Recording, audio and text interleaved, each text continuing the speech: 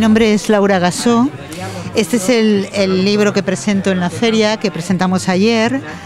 Es un testimonio sobre los horrores vividos en los campos de concentración del norte de África por mi padre, que escribió un diario que yo casualmente encontré y lo he recuperado y lo he publicado gracias a la editorial Leysam, que ha confiado en este proyecto.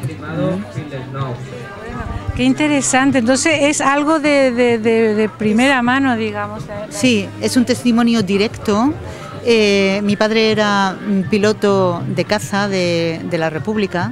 Cuando finalizó la guerra, salió del país, pudo subir en el último barco que transportó miles de republicanos españoles, que fue el Stambrook.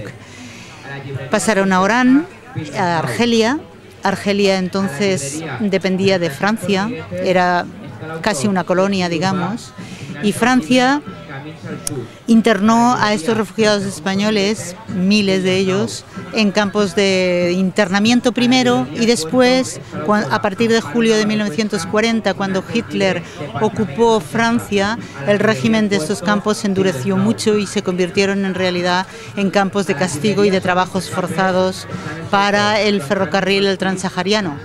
Esto era un proyecto francés del siglo XIX que nunca habían podido realizar, pero que en base a la mano de obra prácticamente esclava de los refugiados españoles, pues retomaron.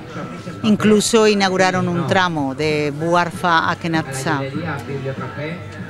Luego la Segunda Guerra Mundial, a partir de el noviembre de 1942, que los aliados desembarcaron en el norte de África, el régimen de los campos se suavizó, también el régimen de trabajos forzados, este proyecto de ferrocarril quedó paralizado y poco a poco los refugiados españoles pudieron salir de los campos del horror.